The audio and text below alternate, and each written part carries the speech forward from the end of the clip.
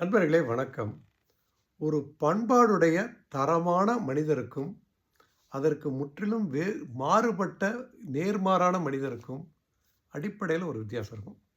அது என்னன்னா, தரமான ஆட்கள் பேசுறதுக்கு முன்னாடி ஒரு நிமிஷம் யோசிப்பாங்க. ஒரு செகண்ட் யோசிப்பாங்க. இது கண்டிப்பா நம்ம சொல்லணுமா? சொன்னா ஏதாவது வருத்தம் வருமா? பிரச்சனை வருமா? குழப்பம் வருமான்னு யோசிச்சு அதுக்கப்புறம் அவங்க சொல்லுவாங்க.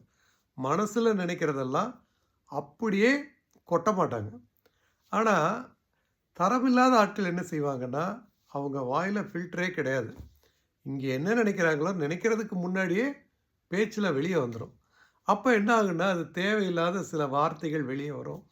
அதனால குழப்பங்கள், பிரச்சனைகள் நெறைய வரும்.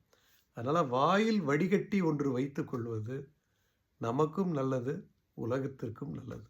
நன்றி.